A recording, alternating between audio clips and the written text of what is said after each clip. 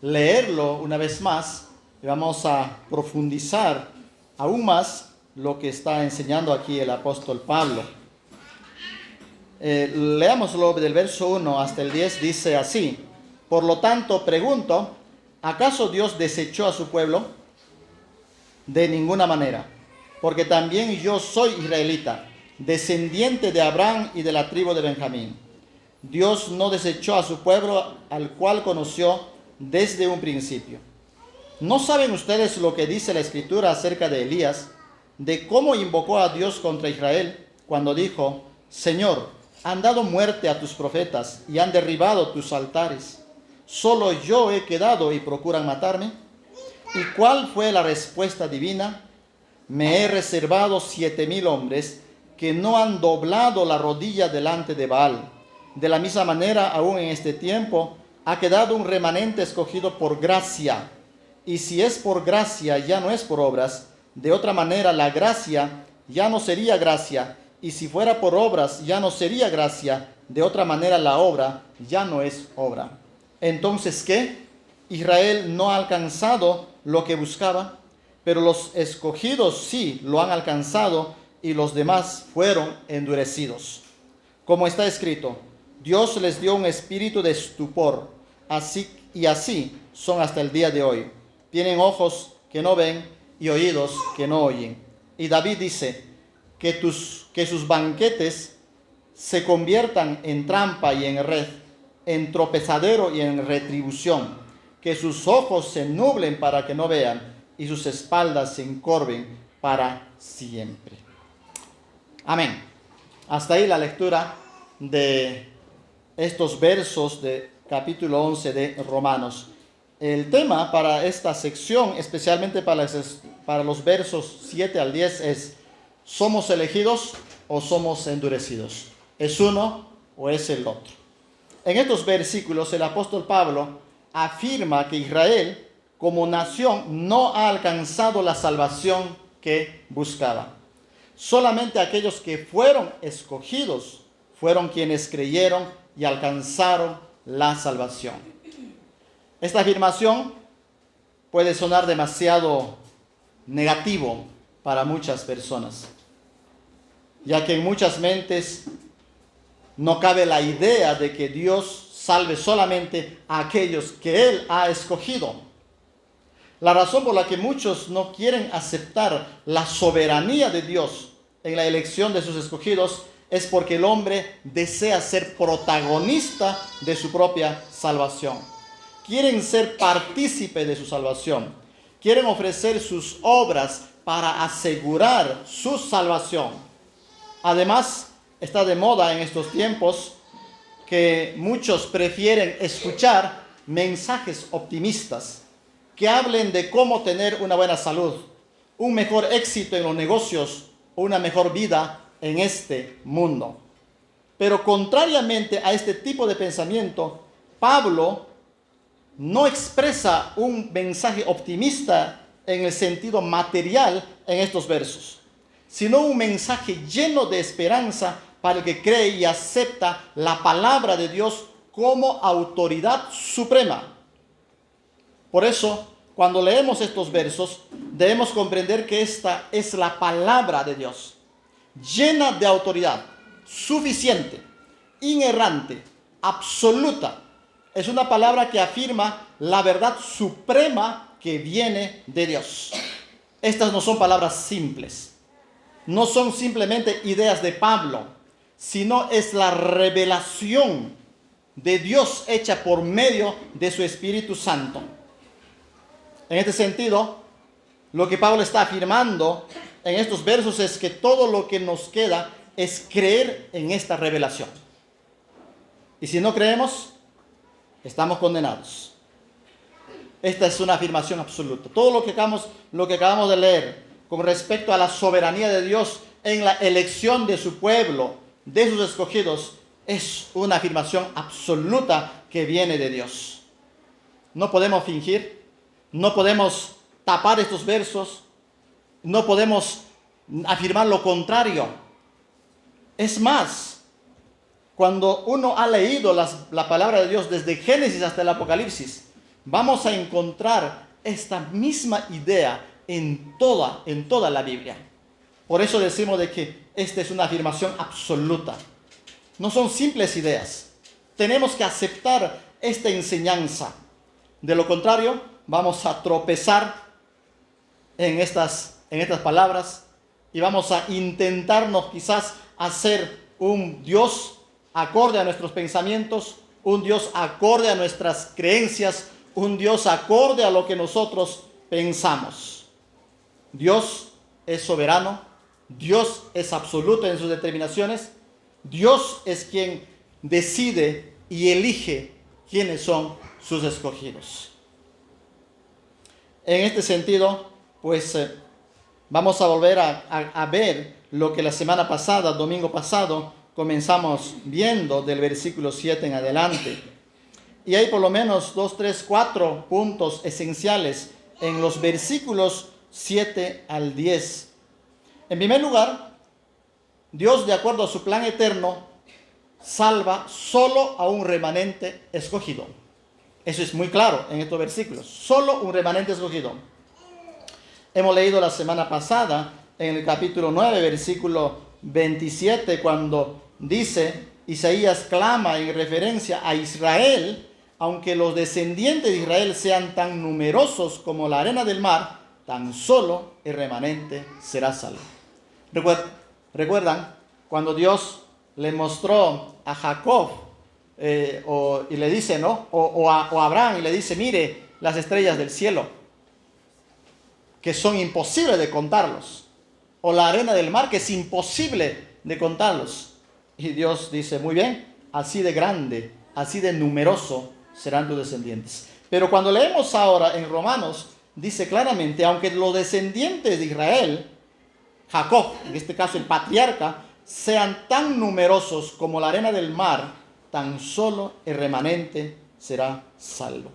Lo mismo repite en el capítulo 11, versículo 5 que leímos. De la misma manera, aún en este tiempo que ha quedado un remanente escogido por gracia. Ese remanente es escogido por gracia, ¿no?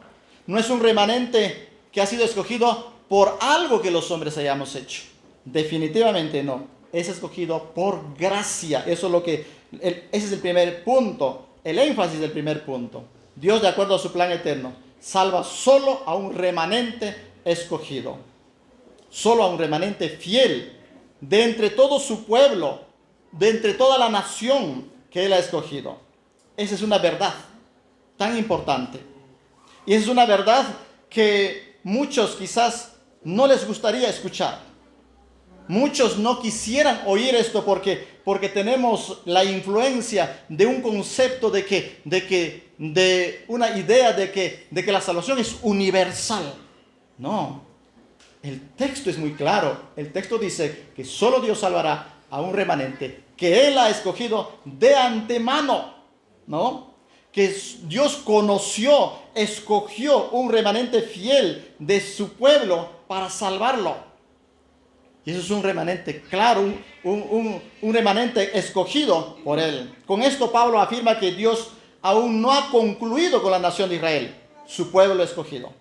La historia de la redención de Israel llegará a su fin cuando todos los escogidos o sus escogidos lleguen al conocimiento de la verdad, lo cual ocurrirá en la segunda venida de Cristo. Hasta ese día, Él está buscando a todo ese remanente que Él ha escogido. Entonces, al afirmar que Dios salvará solo a un remanente fiel de su pueblo elegido, Pablo explica que el plan de Dios no ha fracasado ni fracasará, a pesar de la incredulidad de muchos judíos del primer siglo y mucho antes incluso.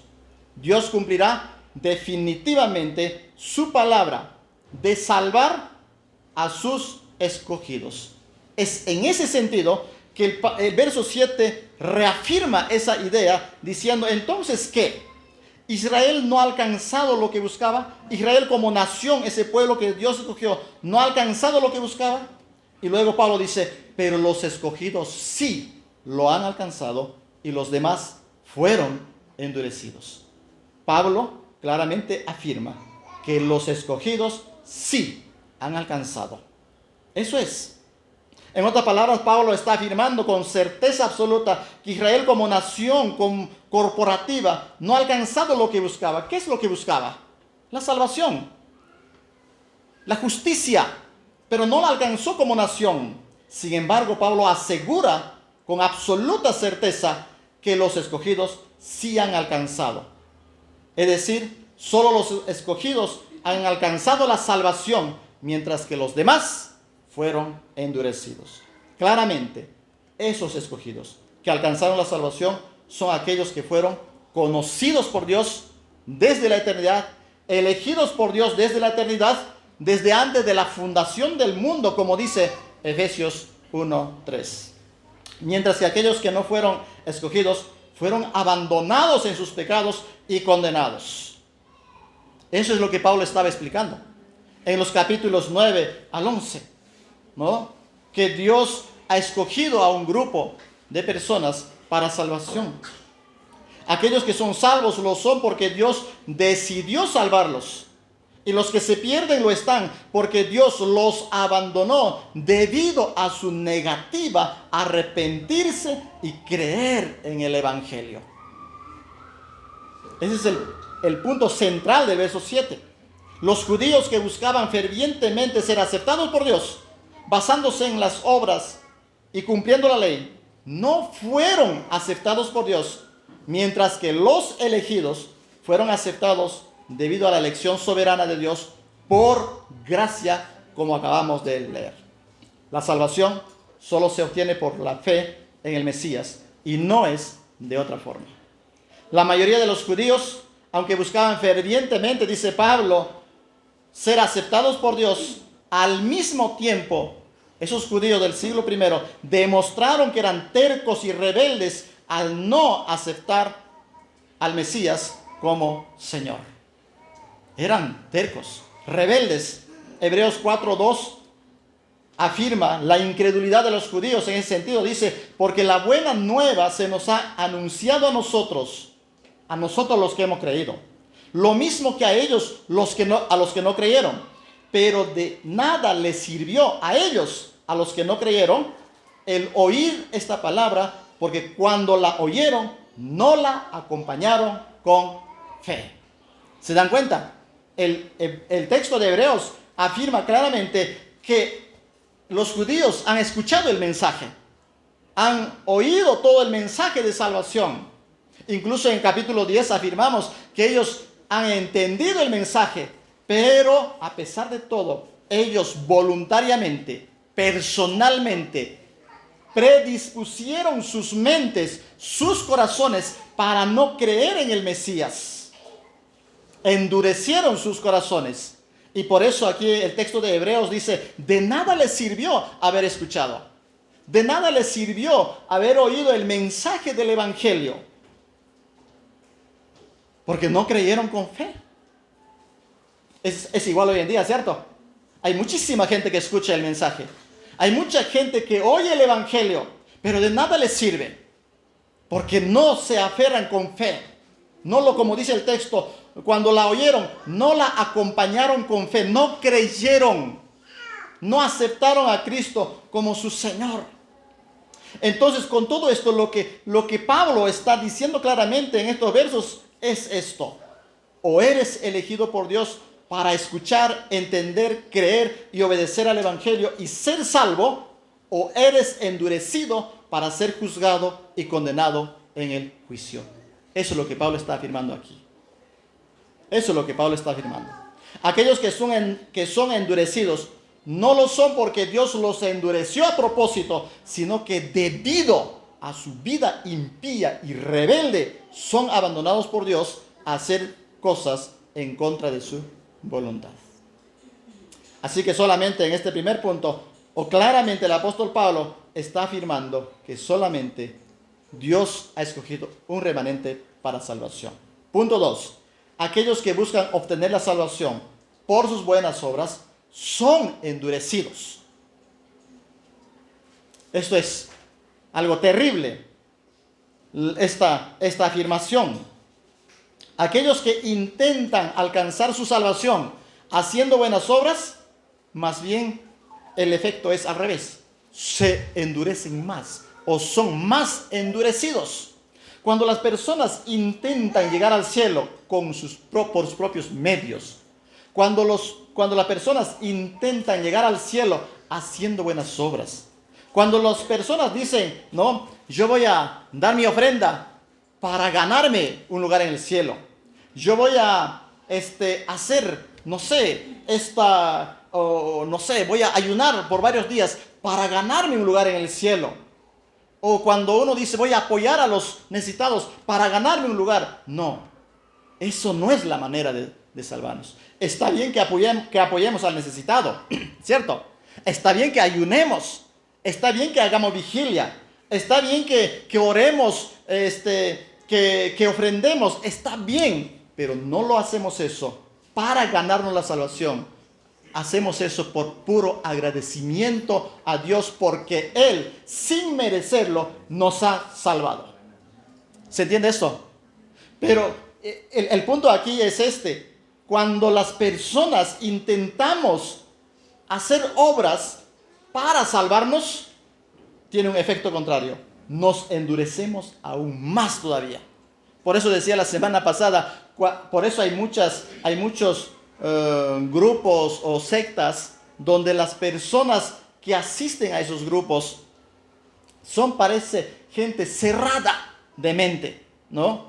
Que ya no están para escuchar, han endurecido sus corazones porque, déjenme decirles esto, la mayoría, por no decirle todos, los grupos o religiones que existen en el mundo, o grupos sectarios que existen en el mundo, lo que están haciendo es tratar de ganarse su salvación. Tratar de ganarse la salvación. Y eso no es lo que la Biblia enseña. Y al tratar de ganarse, endurecen más su corazón. Y eso es lo que Pablo está afirmando en los versículos 8 al 10. Como está escrito, dice Pablo, Dios les dio un espíritu de estupor, dice. Así son hasta el día de hoy. Hablando de los judíos, dice, ¿no? Les dio un espíritu de estupor. Así son hasta el día de hoy. Tienen ojos que no ven, oídos que no oyen. Y David dice que sus banquetes se conviertan en trampa y en red, en tropezadero, en retribución. Que sus ojos se nublen para que no vean y sus espaldas se encorven para siempre. Es fuerte. Estos versículos, por lo menos hay 4 enseñanzas en estos versículos. Primero, Israel como nación endureció su corazón al buscar la justicia propia mediante buenas obras en lugar de la fe. En vez de creer por fe, ellos hacían obras para ganarse un lugar en el cielo. Esa actitud centrada en las obras no solo resultó en el rechazo del Salvador, sino también en tomar como en vano su sacrificio en la cruz. En otras palabras, cuando intentamos salvarnos haciendo buenas obras, estamos rechazando al Mesías, estamos rechazando la obra en la cruz. Intentar salvarnos por esfuerzos personales es dar la espalda a Cristo. Porque si la salvación fuera por las obras, ¿por qué hubiera venido Cristo, cierto? Todos hubiéramos intentado llegar por nuestras obras. Entonces, claramente la Biblia enseña una cosa muy, muy fundamental. Si Cristo vino a este mundo, es justamente que es para mostrarnos que Él es el único camino de salvación. No hay otro medio, no hay otra forma, no hay otra manera. No es por nuestros esfuerzos, no es por nuestras obras. Jesús fue muy claro para qué vino a este mundo. En Marcos 10:45, Jesús afirmó que vino para dar su vida en rescate por muchos. ¿Ves? Él vino para rescatarlos. Y la idea de ser rescatado es que porque la persona por sí misma no podía salvarse. Es como una persona que está ahogándose en la piscina y por sí misma no puede salvarse. Alguien tiene que venir, levantarlo. Y esa es la idea del rescate. Las personas por sí mismas no podían salvarse. Por sí mismas no podían. Y Cristo vino justamente para rescatarlos del hoyo de la perdición, del hoyo de la condenación. Eso es el punto relevante. ¿Por qué Cristo vino? Entonces, cuando alguien dice, yo puedo salvarme haciendo buenas obras, estamos rechazando a Cristo. Estamos rechazando su muerte en la cruz. Jesús también en Juan 12, 27, antes de su muerte en la cruz expresó, ahora mi alma está turbada. ¿Acaso diré, Padre, sálvame de esta hora? Si para eso he venido. Jesús está diciendo claramente que su propósito al venir al mundo fue para morir en la cruz como nuestro sustituto. Él se ofreció para salvarnos. Él se ofreció para liberarnos del juicio eterno, del cual nosotros solos no podíamos. ¿Estoy explicando? ¿Está claro? Segundo lugar, Israel como nación endureció su corazón debido a la soberbia que había sido acumulado en sus corazones. No solamente Israel quería ser salvado por las buenas obras, sino que además las buenas obras que hacía había llenado de orgullo sus corazones. Y el orgullo es un acto de rebelión ante la majestad de Dios. El orgullo humano pues destruye cualquier intento de alcanzar la salvación por la sola fe, ¿no? Esta actitud de orgullo, ¿no?, se evidencia en muchas religiones y sectas y además en muchas iglesias cristianas evangélicas. Pues muchos creen que al asistir a una iglesia, participar en la comunión, contribuir económicamente, como ya iba mencionando, servir en algún ministerio, ayudar a los necesitados y cumplir con ciertas normas externas, creen que garantiza la entrada al cielo. No, eso no garantiza. Esta creencia es contraria a la enseñanza bíblica. La salvación, según la Biblia, es una obra gratuita, otorgada por Dios a aquellos que creen en Cristo. No se gana por las buenas obras. Tratar de ganarse el cielo mediante buenas obras es rechazar, como ya mencionaba, el regalo de salvación. Esa actitud de alcanzar la salvación por las obras tiene un efecto contrario en el hombre. ¿Y cuál es ese efecto contrario? Ese efecto contrario es que endurece más nuestro corazón, hace más duro al hombre, ¿no? Endurece más el corazón, impide que aceptemos el evangelio o la oferta gratuita de la salvación que Dios nos ha otorgado. Por eso, jamás intentemos alcanzar la salvación por nuestras obras, ni lo pensemos en ese sentido. Tratar de alcanzar la salvación por las obras es una forma de rebelarse contra el Dios soberano que diseñó un plan de redención. Él es el que diseñó el plan de redención, no nosotros. No nosotros, ¿cierto? Pero muchas veces en este mundo la gente los religiosos quieren diseñar el plan. Tienes que hacer esto, tienes que hacer esto, tienes que comportar de esta manera. No. Está bien, muchas cosas son muy buenas, ¿no? Como recomendación, debemos, no sé, vestirnos de esta manera, debemos actuar de esta manera, debemos comportar. Eso está bien, pero no es por eso que nosotros alcanzamos la salvación. Tan solamente es por depositar nuestra confianza, nuestra esperanza en Cristo Jesús. La forma correcta de acercarnos a Dios para obtener la salvación es reconocernos como pecadores que no merecemos la salvación. Nadie merece la salvación. Todos merecemos el juicio divino.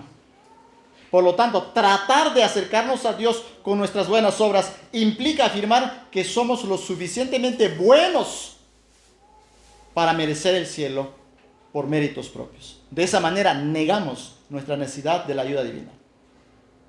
En este caso, aquellos que endurecen su corazón para no aceptar el evangelio no son exclusivamente aquellos que se consideran ateos o que no asisten a la iglesia, sino más bien son aquellos que, aunque parecen religiosos, rechazan las doctrinas de la gracia. Parecen religiosos, rechazan la doctrina de la gracia, rechazan la palabra de Dios. Y quizás alguien se pregunte y dice, ¿y cuáles son esas doctrinas de la gracia que son doctrinas sumamente importantes, pilares de la doctrina cristiana. ¿Cuáles son?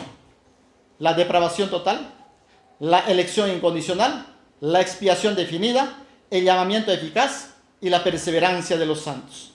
Estas doctrinas de la gracia resaltan la soberana obra de Dios en la salvación, eliminando cualquier mérito humano. Esas doctrinas de la gracia resaltan que Dios es el único soberano que está sentado en la cúspide de la pirámide, y Él es el que determina todas sus acciones. Esas son las doctrinas de la gracia. De eso habla la doctrina de la gracia. Bueno, en algún momento yo hablé aquí de las doctrinas de la gracia. Y muchas personas que tratan de alcanzar su salvación por las obras rechazan esas doctrinas, porque no quieren pensar que Dios es soberano. No quieren pensar que Dios eligió a su pueblo desde antes de la fundación del mundo. No quieren aceptar. Y en vez de aceptar esa verdad que está enseñando en las Escrituras, lo que hacen es tratar de alcanzar la salvación por sus propios méritos. En tercer lugar, Israel como nación experimentó la dureza de corazón porque Dios así lo determinó. Israel, al buscar la justicia a través de las obras, no solo no la alcanzó, sino que según Pablo, dice el verso 7, los demás, es decir, los no elegidos, fueron endurecidos. La palabra endurecidos es un verbo pasivo, que ya expliqué la semana pasada, que indica en última instancia que Dios mismo es el sujeto que permite el endurecimiento. El verso 8 aclara más y dice, como está escrito, Dios les dio un espíritu de estupor, y así son hasta el día de hoy. Dios les dio un espíritu de estupor, un espíritu duro, ¿no? Un espíritu insensible, y así son hasta el día de hoy, dice. Este verso, cuando dice Dios les dio un espíritu de estupor, eso se refiere al endurecimiento judicial. No sé si esa palabra escucharon. ¿Qué es el endurecimiento judicial? ¿Qué significa el endurecimiento judicial? El endurecimiento judicial por parte de Dios hacia aquellos que no quieren aceptar el mensaje del Evangelio es un hecho. En la teología reformada, el concepto del endurecimiento judicial por parte de Dios se relaciona con la idea de que Dios, en su soberanía, puede permitir que algunas personas endurezcan sus corazones en respuesta a su rechazo continuo y persistente del llamado divino y la verdad revelada. Este concepto se basa en pasajes bíblicos como el relato de Faraón en el Éxodo. Recuerdan ustedes que aunque Faraón veía todos los milagros, pero cada vez endurecía más su corazón. Es un endurecimiento judicial, ¿no? Y hay muchos otros pasajes que hablan en la Biblia a ese mismo respecto. En ese contexto, el endurecimiento judicial no implica que Dios cause el pecado, sino que permite que las personas sigan el curso natural de sus elecciones y acciones, incluso cuando éstas van en contra de la voluntad divina. Dios los abandona, en otras palabras. Dios los deja.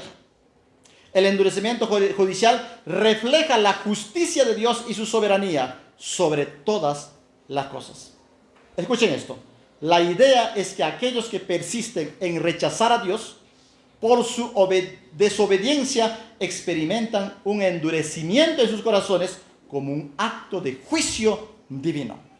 Cuando el hombre endurece su corazón, es un acto de juicio divino. Y así sucedió en muchos pasajes del Antiguo Testamento. Un ejemplo son los israelitas que salieron de Egipto. Ellos fueron testigos del poder de Dios. Ellos podían oír incluso la voz de Dios en el Sinaí. Pero sabemos de que muchos de ellos, quizás la gran mayoría, endurecieron sus corazones. No quisieron aceptar a Dios como su Señor. ¿Y saben qué pasó? Quiero que lo lea esto.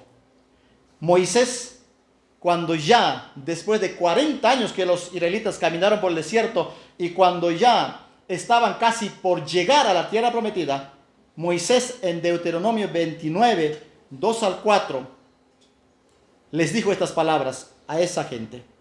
Ustedes, les dice a los israelitas, han visto con sus propios ojos todo lo que el Señor ha hecho en la tierra de Egipto, con el faraón y con todos sus siervos, y con todo su país. Ustedes son testigos de esas grandes pruebas y señales y maravillas. Y mire lo que dice a continuación. Pero después de haber visto todas esas señales, después de haber presenciado todas las maravillas, pero hasta este día, 40 años después, dice, hasta este día el Señor no les ha dado la capacidad de entender, ni de ver, ni de oír. Esto es claro. Creo que este verso es tan claro. Según este verso, Dios es quien da la capacidad de entender. Si Dios no abre el entendimiento, las personas caídas permanecerán en su estado de pecaminosidad, en estado de muertos espirituales. Si usted está aquí y ha creído en Cristo Jesús como su Señor y Salvador, no es porque usted tomó la buena decisión, no es porque usted eligió a Dios, es simplemente porque Dios te despertó de ese muerto espiritual. Porque la Biblia es clara. Antes de venir a Dios, éramos ¿qué? Éramos muertos en nuestros delitos y pecados, insensibles a todo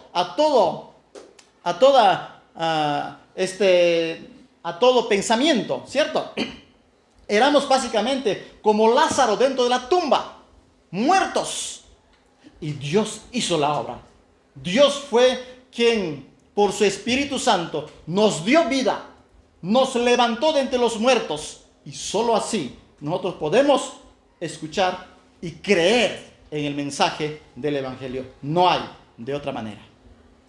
Si usted está aquí, es porque Dios te dio esa capacidad, esa vida para creer en Él. Eso es lo que está diciendo aquí. Dios da la capacidad de entender. Dicho de otra manera, estos israelitas que han sido abandonados por Dios fueron por su constante rebelión. Dios no obró en ellos. Dios no les despertó a la vida. Estos permanecieron en ese estado de caídos y abandonados por su constante rebelión. Y así pasó con muchos israelitas. Y así pasa hoy en día con muchas personas. ¿No? Con muchas personas. Hay muchas razones que la Biblia enseña por las que las personas que han sido endurecidas pues no alcanzaron la salvación. Hay otras razones también. Muchas personas cayeron en idolatría, abandonaron a Dios y más bien siguieron el camino de los impíos, o la Biblia dice incluso el camino de los cananeos. En el Antiguo Testamento les he contado muchas veces que la nación de Israel, siendo uno, se dividió en dos, el norte y el sur. ¿Recuerdan? Y el norte endureció tanto su corazón, abandonó a Dios completamente, y en vez de adorar a Dios, comenzaron a adorar ídolos, especialmente a Baal. Comenzaron a adorar. ¿Qué hizo Dios? Dios los abandonó. Y entonces estos fueron llevados al exilio y esparcidos por el mundo. Igual sucedió con el reino del sur, Judá. Endurecieron sus corazones, abandonaron a Dios y Dios los abandonó también. Pero otra razón, ¿por qué muchos judíos del primer siglo y después experimentaron un endurecimiento judicial tan persistente? Fue por causa de sus propias palabras. ¿Cuáles palabras? Ustedes se preguntarán, ¿cuáles palabras? Ustedes recuerdan aquel día cuando la muchedumbre de judíos estaba frente a Pilato. ¿Recuerdan? La muchedumbre de judíos estaba frente a Pilato. Y entonces Pilato les decía, muy bien, pues este hombre que está delante de mí, que era Jesús, dice Pilato, según mi parecer, no tiene ninguna culpa. Fue acusado injustamente. Así que yo, pues, quiero soltarlo. ¿Y qué gritó esa gente aquel día? ¿No? ¿Qué gritó esa gente? Dijeron, crucifícalo, crucifícalo, mejor suéltanos a Barrabás. Dijeron, pero ¿saben? Hay una palabra que dijeron que está registrado en Mateo 27:25. Mateo 27:25, esa muchedumbre dijo, su sangre sea sobre nosotros y sobre nuestros hijos. Qué terrible, ¿no? Están aceptando y diciendo, nosotros somos evidentemente los que los que estamos crucificando. Que su sangre caiga sobre nosotros. Queremos ser maldecidos por él. ¡Wow! ¡Qué terrible! Y muchos estudiosos dicen que eso fue la gota que rebalsó el vaso. Ese fue el endurecimiento tan fuerte. Ellos predispusieron sus corazones para no creer en el Mesías. ¡Qué terrible! ¿Hasta qué punto puede llegar el endurecimiento del corazón, no? Simplemente, no solamente es decir, no creo. Va mucho más allá. Cuando el corazón se endurece, se vuelve como estos judíos frente a Pilato. Que su sangre caiga sobre nosotros y aún sobre nuestras generaciones. ¡Qué terrible! Hay una maldición que están proclamando ellos, ¿no? Que la maldición caiga sobre nosotros y sobre nuestras generaciones. ¡Qué terrible! El pastor John Piper explica de dos maneras el endurecimiento del corazón que se resiste a aceptar el evangelio. Simplemente los leo. En primer lugar dice, debemos comprender el endurecimiento desde la perspectiva de Dios. Dios es soberano en sus determinaciones. Él actúa con absoluta libertad y según su propio consejo para su propia gloria y no está obligado a salvar a ninguna criatura caída. ¿Ustedes creen que está obligado a salvar? No, no está obligado a salvar. Por eso Romanos 9:18 afirma, de manera que Dios tiene misericordia de quien Él quiere tenerla y endurece a quien Él quiere endurecer. Él es el soberano. Este verso afirma la soberanía de Dios en sus decisiones y determinaciones. Si Dios, dice John Piper, decidiera condenar a toda la humanidad sin proporcionar un Salvador, sería libre y completamente justo para hacerlo. Pues la raza caída, todo lo que merece es juicio y la condena en el infierno es eterna. ¿Estamos? Él es soberano. Segundo, dice John Piper, debemos comprender el endurecimiento hacia los judíos fue un castigo por sus pecados de rebelión. Romanos 11:9 afirma que ellos recibieron una justa retribución, un pago. En la última palabra dice retribución, un pago debido a sus corazones duros y desobedientes. Y según el capítulo 10, 21 y 11, 20, ellos recibieron por su desobediencia un corazón incrédulo.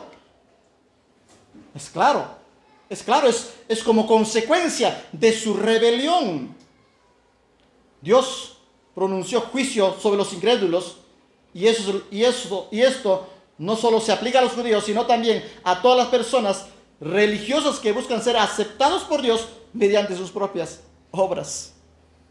Los judíos rechazaron el mensaje, rechazaron al Mesías y querían alcanzar la salvación por sus propias obras.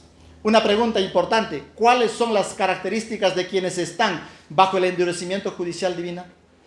¿Cómo sabemos que las personas han sido endurecidos por Dios? Han sido endurecidos por su propia rebelión. ¿Cómo sabemos? ¿Quieren saber? Muy bien. Y esto lo tomé de este pastor muy conocido, John Piper. Él dice, hay tres maneras, dice, que podemos saber cómo las personas o cuándo las personas han sido endurecidas judicialmente. En primer lugar, la persona endurecida judicialmente demuestra una insensibilidad espiritual, siendo incapaz de percibir y comprender la verdad espiritual. Cuando menciona el texto, Dios les dio un espíritu de estupor, se refiere a alguien insensible, alguien que ha sido embrutecido, alguien que es necio hasta el punto de no poder razonar correctamente. Eso es lo que está diciendo, ¿no? Ese espíritu de estupor es que la persona es insensible, ha sido embrutecido. Tú le predicas el evangelio y ni chis ni mus. El evangelio no cabe en su mente. No cabe en su mente de que Cristo haya venido a este mundo para salvarlo. Es más, ¿saben por qué la persona se vuelve tan insensible espiritualmente? ¿Saben por qué?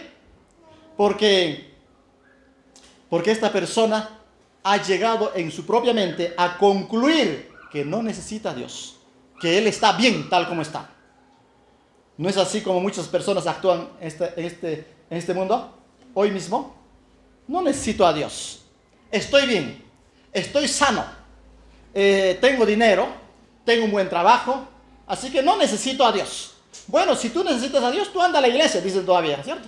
¿No? Tú necesitas a Dios, anda. Si te sientes mejor en la iglesia, anda, corre, te dice. Se siente consigo mismo como buena persona. Y todavía al final esta persona insensible de espíritu todavía razona diciendo, bueno, yo soy buena persona, ¿no? Yo soy buena persona. Yo sé que cuando Cristo viene, si Él existe y si viene un día, pues me va a salvar a mí. Y quizás todavía delante de ti voy a estar porque yo soy buena persona. Eso se llama autojustificación, ¿cierto? Cree que va a ser salvo por sus propios méritos. No, eso es totalmente contrario.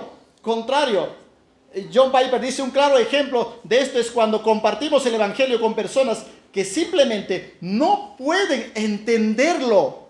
Y muchos de ellos son especialmente aquellos que son religiosos. Ellos están como vendados, anestesiados por las mentiras aprendidas. Aunque el evangelio es simple y claro como para que lo entienda un niño, ellos no logran comprender. La respuesta más tonta que una persona puede dar como resultado de su corazón endurecido judicialmente es cuando le preguntamos cómo llega una persona al cielo. Ellos dicen, siendo buena persona, pasando adelante en la iglesia y realizando una oración sencilla. Yo decido ir al cielo, dice. Estas respuestas demuestran un corazón endurecido, porque están tratando de encontrar la salvación por sus propios medios. Segundo lugar, la persona endurecida judicialmente recibe las bendiciones de Dios, pero estas se convertirán en maldiciones.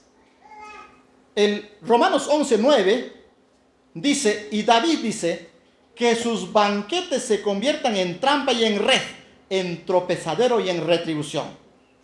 Según este verso, Dios otorga bendiciones o da bendiciones a los incrédulos. Da posesiones materiales también a los de duro corazón. Da comida a los de duro corazón.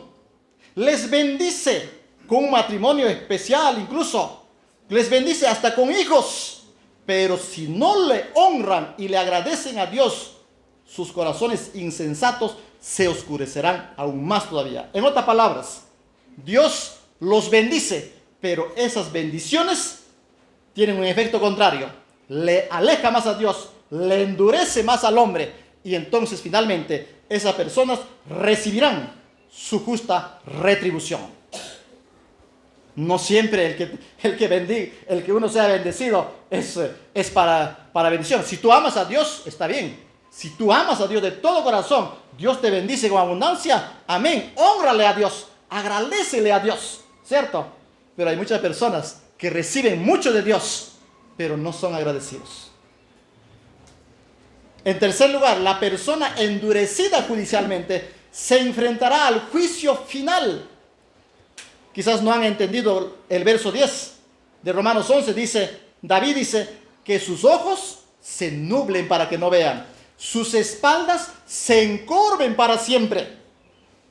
Está hablando de un castigo, ¿cierto? No está hablando acá de una bendición. Que sus ojos no vean. Oh, eso es una gran bendición. No dice. Que sus espaldas se encorven para siempre. No está hablando de una bendición. Está hablando del castigo. ¿No? La semana pasada decía, ¿no? de que este es un lenguaje poético, simbólico, para expresar el juicio divino, el castigo de Dios que viene sobre los incrédulos, sobre aquellos que endurecen su corazón intencionalmente. Un autor dice, la idea detrás de este versículo es que debido a la resistencia persistente de ciertas personas a aceptar la verdad revelada por Dios, Él permite que sus corazones se endurezcan, sus ojos se nublen para no ver claramente y sus espaldas se encorven simbólicamente, sugiriendo una postura obstinada y resistente. En otras palabras, estos merecen el juicio. Cuando endureces tu corazón tan terriblemente, intencionalmente, te resistes creer en Dios, es porque ha sido tu corazón endurecido. El hombre o la mujer que ha sido escogido por Dios desde la eternidad para salvación es aquella persona que cuando escucha el Evangelio dice, esto es la verdad, y sigue. Es sensible. Pero aquel duro de corazón no, actúa contrariamente. Muy bien, quizás acá está la gran pregunta, antes de terminar. ¿Cómo podemos saber si hemos sido elegidos por Dios? ¿Cómo podemos saber si verdaderamente somos hijos de Dios? Este es el último punto y con esto termino. Escucha esto, si has sido elegido por Dios, oirás, entenderás, creerás y obedecerás el Evangelio para obtener justicia ante Dios mediante la fe en Cristo únicamente, porque solo Él es el único camino, solo Él es la verdad, solo Él es la puerta para la salvación. Recordemos esas palabras de Jesús, Él hablándonos y diciendo, yo soy la verdad, yo soy la vida, yo soy el pan que descendió, el pan en el sentido de darte vida, ¿cierto?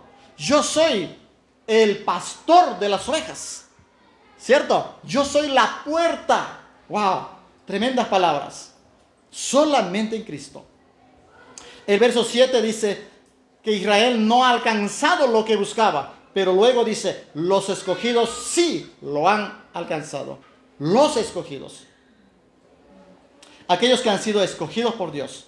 Los escogidos han alcanzado la salvación. ¿Y cómo es que ellos han alcanzado la salvación? Pues cuando creyeron en el Mesías. Cuando creyeron, ¿no? Aquellos que rechazan la doctrina de la elección divina a menudo plantean esa pregunta, ¿cómo saber si soy elegido? La respuesta es, ¿crees que Jesucristo murió por tus pecados? ¿Crees que Cristo resucitó de entre los muertos? ¿Crees que te salvó solo por gracia? Solo los elegidos creen en esta verdad. Solo los elegidos reconocen su completa pecaminosidad y comprenden lo que significa la soberanía de Dios en la salvación. Solo los elegidos. Solo los elegidos son sensibles a la voz de Dios. La Biblia es clara al afirmar al respecto. Aquellos que han sido endurecidos no creerán, no vendrán a la verdad. Pero los escogidos sí. Aquellos que entienden a Dios o su palabra, aquellos vendrán con arrepentimiento, con un corazón contrito y humillado. ¿Recuerdan al salmista orando a Dios y diciendo, ¿quién podrá subir al monte del Señor? ¿No? O en otras palabras, ¿quién podrá acercarse más a Dios? Solamente aquellos que son de un corazón contrito y humillado.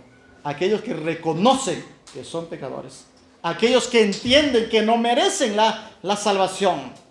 Solo ellos pueden comprender que Cristo vino a salvarlos. Termino leyendo Hechos 13, versículo 45 y 48, donde el autor Lucas relata que algunos judíos blasfemaron cuando oyeron la predicación de Pablo, mientras que los gentiles comenzaron a regocijarse y glorificar la palabra del Señor. Y luego dice, verso 48, y creyeron, escuchen esto, los gentiles, dice, creyeron todos los que estaban destinados a la vida eterna. Pablo entendía claramente que la salvación es para aquellos que han sido elegidos y destinados para vida eterna. Si tú has creído en Cristo Jesús, si tú has comprendido esta verdad, pues, amén. Que así sea, ¿cierto?